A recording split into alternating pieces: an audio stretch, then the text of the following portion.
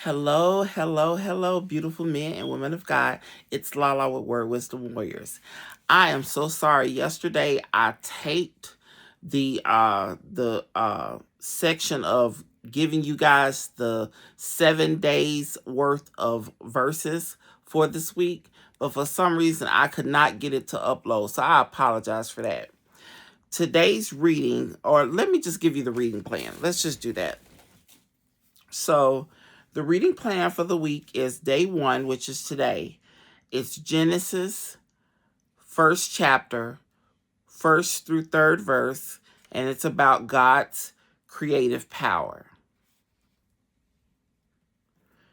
Again, day 1, Genesis chapter 1, verses 1 through 3, God's creative power, excuse me.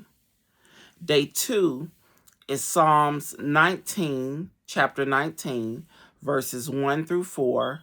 Creation declares God's glory. Again, that's day 2 tomorrow.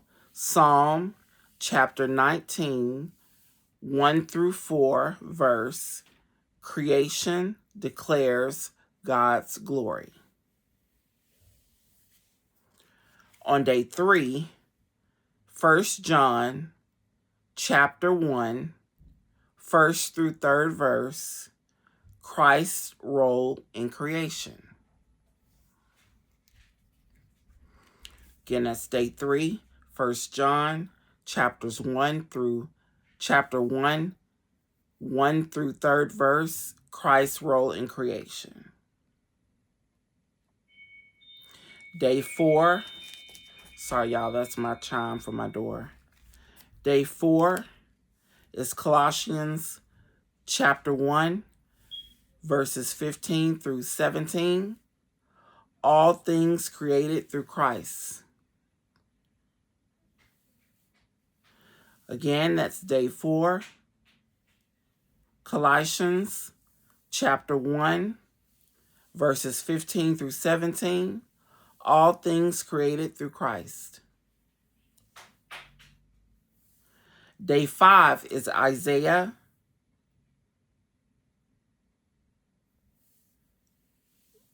chapter 40, verse 28. Again, that's day 5, Isaiah chapter 40, verse 28. Day 6 is Romans chapter 1, verse 20. Day 6, Romans chapter 1, verse 20. Creation reveals God.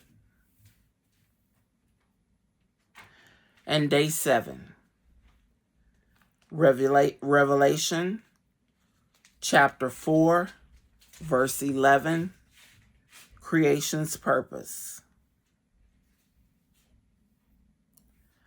Day 7, Revelation chapter 4, verse 11, creation's purpose. Now this week, our topic is creation and God's nature.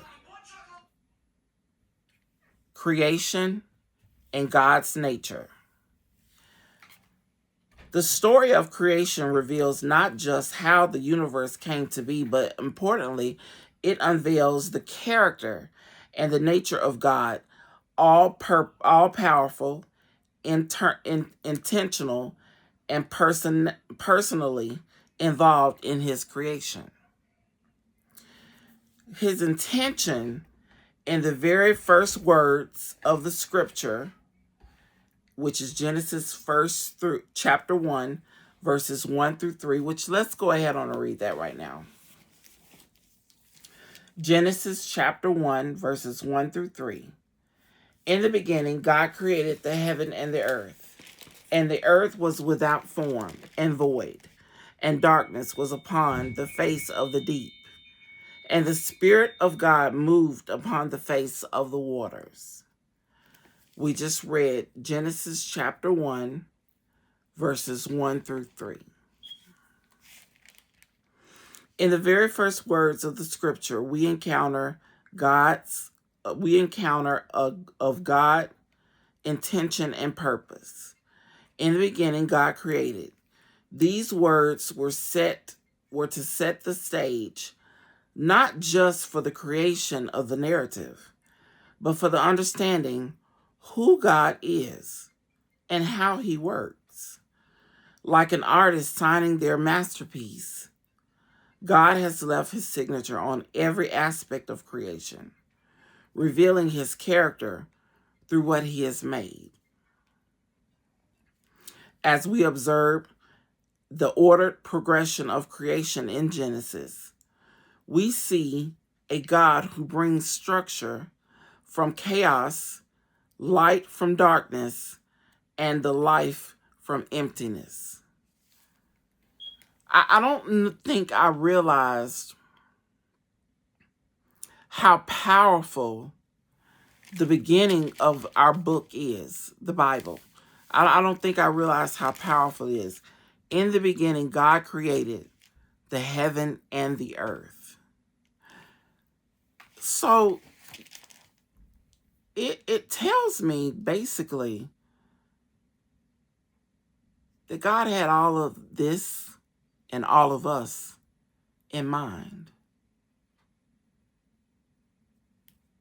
He already knew. I mean, he's like the brilliant of brilliantness, just thinking and going forth with his words, or, if he pointed to something. And again, I don't know. I'm just, just assuming whether he spoke word on it, or he pointed at it, or he just thought it, it came to pass. This just tells me how powerful my God is. That he can say or think of something or point at something and it be done. When we go to God in prayer, we are supposed to go to him boldly in knowing that our prayers are going to be answered, or that our prayers are already answered. Because we serve a God that if he opens his mouth, he breathes a word, it's going to come to pass. Does that not give you goosebumps, just knowing that we serve a God like that? The only God that I'm concerned about. I don't know those other pigeons. It's only one God in my life. And it's only one God in your life too. Amen? Yes. So, creation and God's nature. In the beginning, he created all these things. He spoke it, he pointed at it, he said it, he breathed it, he opened up his mouth, and there it was. There it was. He speaks, and reality shifts to align with his words. He speaks, and reality shifts to align with his words. The same God still speaks order into our chaos today, whether it is in our personal struggles, family challenges, or life transitions. So, what the word is telling us is that he's working on our behalf. He is working on our behalf. We can't see most of the time what God is doing. God is working for us and on us, and sometimes we don't even know it. It almost brings tears to my eyes that my God will allow me to get a good night's rest. I mean, sleep real good. But yet he is up, watching, making things happen, keeping Satan from me and my family, opening up doors for me that I don't even know exist. Did y'all hear that? He opening up doors for you and me that we don't even know exist yet. This is the God that we serve.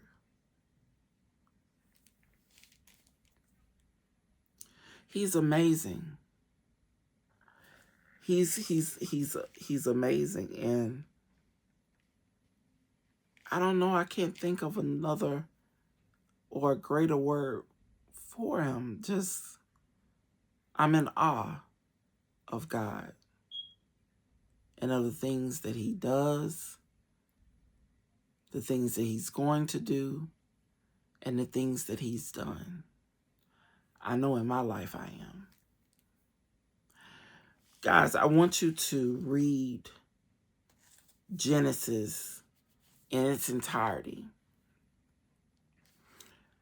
When you get to, I call them the begats, you might get a little overwhelmed, because sometimes when I read Genesis, I do, when when the Bible says he begotten, you still read it, get that word down into your heart. If it overwhelms you a little bit, I want you to stop, back a little bit, go back in, and try to get an understanding.